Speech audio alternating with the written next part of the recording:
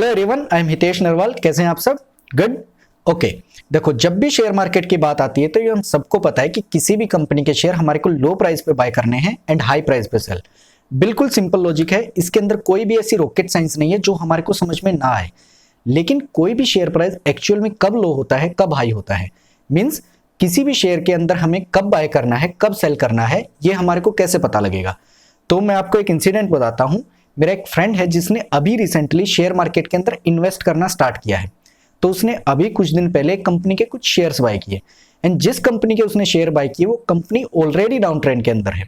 तो मैंने उससे पूछा कि भाई तूने इन शेयर्स को क्यों बाय किया, या तेरे को ऐसा क्या लगा कि ये शेयर इन फ्यूचर तेरे को अच्छे रिटर्न्स देंगे? तो बोला इस कंपनी का शेयर प्राइस ना पिछले 10-15 दिन से नीचे गिर रहा था, तो मैंने सोचा कि और कितना नीचे गिरेगा, तो एक लो प्राइस देख के मैंने इसके शेयर्स को बाय कर लिया। मैं बोला कि रियली? तूने सिर्फ एक ये पॉइंट देख के कि किसी कंपनी के शेयर कुछ दिन से गिर रहे हैं, उसका ना कोई एनालिसिस किया, ना उसके ऊपर कोई रिसर्च की, एंड तूने उसके अंदर एक पोजीशन क्रिएट कर दी। एंड ऐसे बहुत सारे लोग हैं जो सिंपल इसी लॉजिक के ऊपर, इसी पॉइंट के ऊपर शेयर्स को बाय या सेल करते हैं। उनको एक्चुअल में नहीं पता कि क्या हो रहा है। तो मैं आपको बताता हूं, मार्केट के अंदर ऐसे बहुत सारे शेयर्स हैं जो मल्टीपल ईयर्स तक डाउन ट्रेंड में रहते हैं।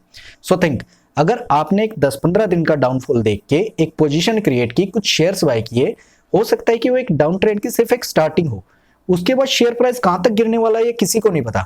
सो जब भी हम किसी भी कंपनी के शेयर्स को बाय या सेल करते हैं, उससे पहले हम कंप्लीट एनालिसिस करते हैं, एक रिसर्च करते हैं, उसी के बाद हम डिसाइड करते हैं कि हमें कब इंटर करना है, कब एग्जिट करना है।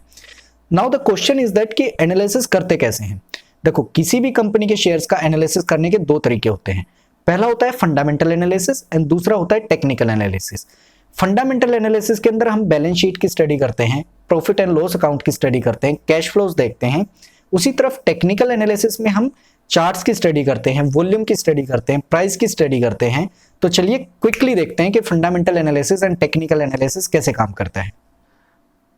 नाउ देखो, जैसा कि मैंने आपको बताया कि किसी भी कंपनी का एनालिसिस करने के दो तरीके होते हैं।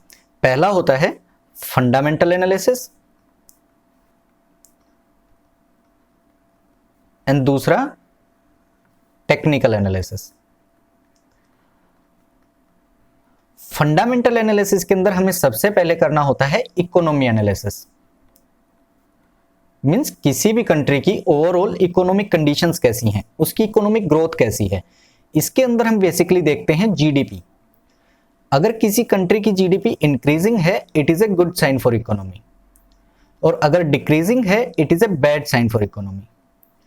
इसके अलावा हमें और भी फैक्टर्स देखने होते हैं, जैसे कि उसके इन्फ्लेशन रेट्स क्या हैं, एंड सबसे इंपॉर्टेंट, उसके अंदर एक स्टेबल गवर्नमेंट है या नहीं। बिकॉज किसी भी कंट्री की इकोनॉमिक ग्रोथ के अंदर एक स्टेबल गवर्नमेंट का बहुत इंपॉर्टेंट रोल होता है।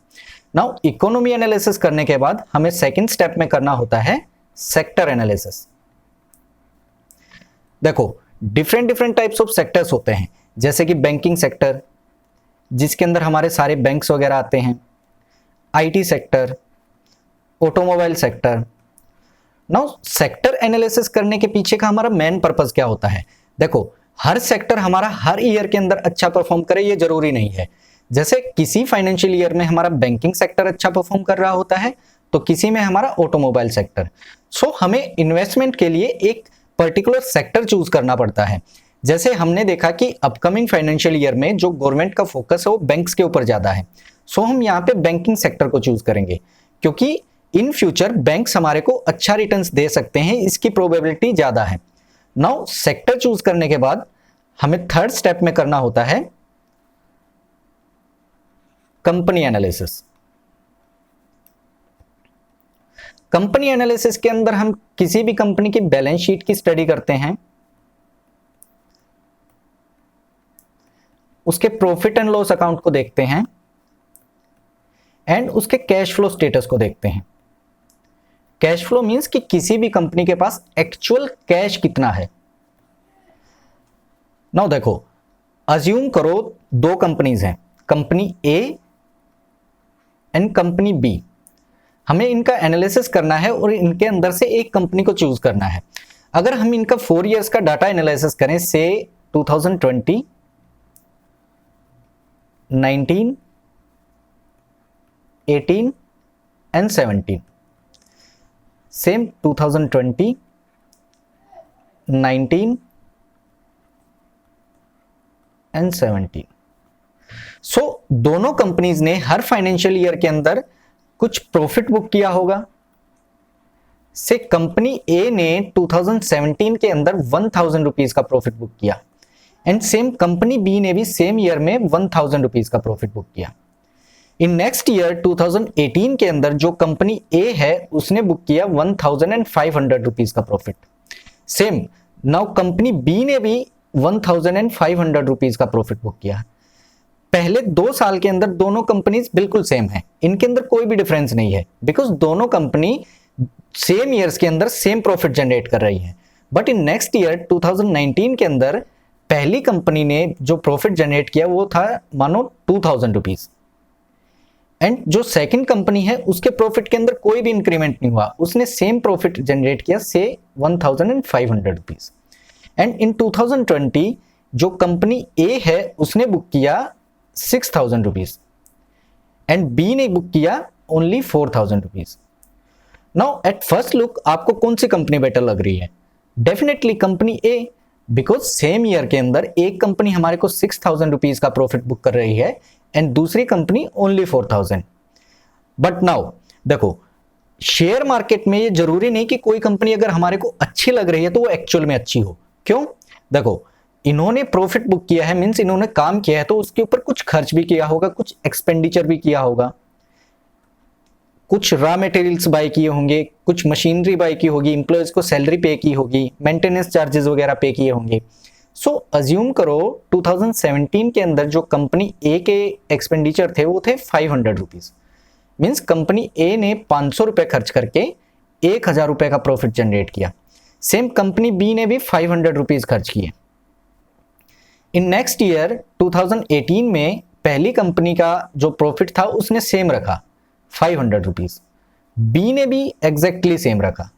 सो पहले 2 साल के अंदर अब भी दोनों कंपनीज के अंदर कोई भी डिफरेंस नहीं है, बिकॉज दोनों कंपनी सेम रुपए लगा के सेम प्रॉफिट जनरेट कर रही हैं। बट इन 2019 जो कंपनी ए है उसने 2000 रुपीज का प्रॉफिट बुक किया जो कि कंपनी बी से ज्यादा है, लेकिन साथ में उसने अपना एक्सपेंडिचर भी बढ़ा दिया, से उसने किया 1000 रुपीज खर्च। बल्कि जो कंपनी बी है उसके प्रॉफिट के अंदर कोई इंक्रीमेंट नहीं हुआ, लेकिन उसने अपना खर्च कंट्रोल में रखा, उसने उसको 500 रुपीज पर ही रखा। And in next year company A ने एक ह्यूज प्रॉफिट बुक किया 6000 रुपीज का, बट साथ में उसका एक्सपेंडिचर हो गया 2000 रुपीज। एंड कंपनी बी ने भी बुक किया 4000 रुपीज, बट उसने ओनली खर्च किए 1000 रुपीज।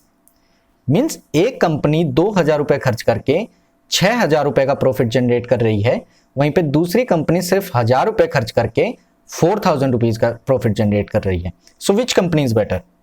अगर हम इनकी प्रॉफिट टू एक्सपेंडिचर की रेशो निकालें, सो 2017 में कंपनी बी की रेशो क्या आएगी? 1:2, मीन्स कंपनी बी ने 1 रुपया खर्च करके उससे 2 रुपए का प्रॉफिट जनरेट किया। एंड कंपनी ए की same 1:2। Next year 1:3, company B की भी 1:3। बट इन नेक्स्ट ईयर 2019 के अंदर जो कंपनी ए की रेशो आई that is 1:2 and company B की आई 1:3। मीन्स कंपनी ए ने बेशक प्रॉफिट ज्यादा बुक किया है, लेकिन कंपनी ए सिर्फ 1 रुपया लगा के उससे सिर्फ 2 रुपए का ही प्रॉफिट जनरेट कर रही है, वहीं पे कंपनी बी 1 रुपया लगा के उससे 3 रुपए का प्रॉफिट जनरेट कर रही है। एंड अगर फाइनल की देखें तो फाइनल में ए की आती है 1:3 एंड बी की 1:4। Simple. Now which company is better? अगर इसको थोड़ा सा हम और इजी करें, अगर समझ में नहीं आ रहा है तो अगर हम एक ग्राफ प्लॉट करें इसकी रेशोज का, से 0, 1:2,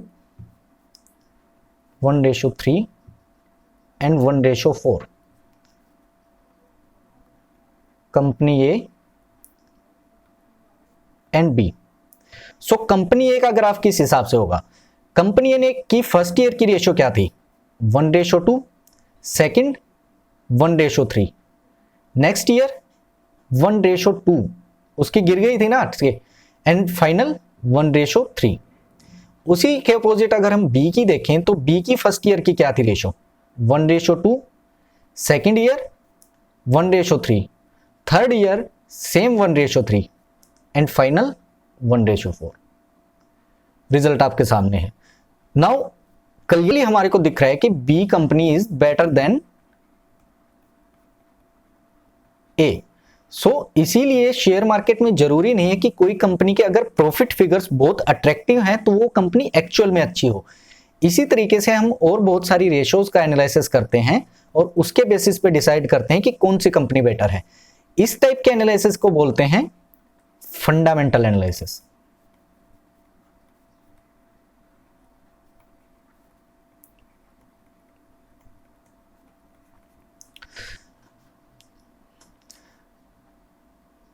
नाउ टेक्निकल एनालिसिस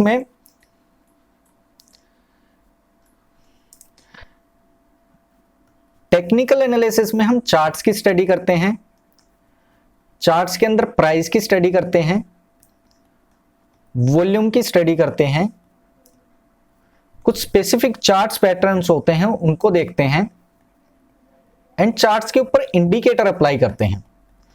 नाउ एक क्वेश्चन आता है माइंड में, जब हमारे पास पहले से एक तरीका था फंडामेंटल एनालिसिस किसी भी स्टॉक का एनालिसिस करने का, सो हमें टेक्निकल एनालिसिस की क्यों जरूरत पड़ती है?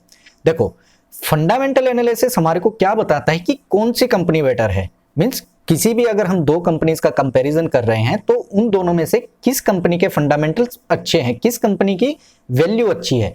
लेकिन एक अच्छी कंपनी में हमें किस टाइम पे एंटर करना है वो हमें बताता है टेक्निकल एनालिसिस। अगर और थोड़ा सा अंदर से डीपली देखें तो फंडामेंटल एनालिसिस के अंदर मिनिमम कितना डाटा एनालाइज कर सकते हैं, 1 ईयर और 1 क्वार्टर। बट अगर मानो हमें कोई इंट्राडे ट्रेड लेनी है, मींस एक ही दिन में इंटर करके प्रॉफिट बुक करके एग्जिट करना है, या कोई स्विंग ट्रेड लेनी है, तो क्या ये डाटा या फंडामेंटल एनालिसिस हमारे लिए कुछ काम का है? नो। उसके लिए हमारे को यूज आता है टेक्निकल एनालिसिस। टेक्निकल एनालिसिस में हमें एंट्री एंड एग्जिट पॉइंट बहुत क्लियर दिखते हैं, हमें क्लियरली दिखता है कि हमें कब एंट्री करनी है एंड कब एग्जिट करना है। ओके, सो ये एक बेसिक ओवरव्यू था कि fundamental analysis and technical analysis आखिर क्या होता है एंड कैसे काम करता है।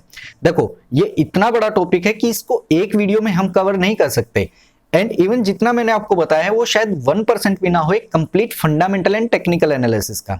सो जैसे जैसे हम आगे बढ़ेंगे वैसे वैसे हम हर टॉपिक को अच्छे से कवर करते हुए चलेंगे। एंड इस वीडियो को बनाने का मेरा एक सिंपल सा मोटिव था कि आपको किसी भी स्टॉक को बिना सोचे समझे बाय या सेल नहीं करना है, आपको उसका एक प्रॉपर एनालिसिस करना है एंड देन उसके बाद कोई भी पोजीशन क्रिएट करनी है। एंड आई होप कि आपको ये वीडियो पसंद आई होगी।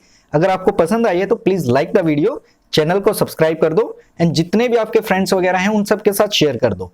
एंड नीचे कमेंट्स में मेरे को जरूर बताना कि आपको अगली वीडियो किस टॉपिक के ऊपर चाहिए। मिलते हैं नेक्स्ट वीडियो में। Thanks for watching.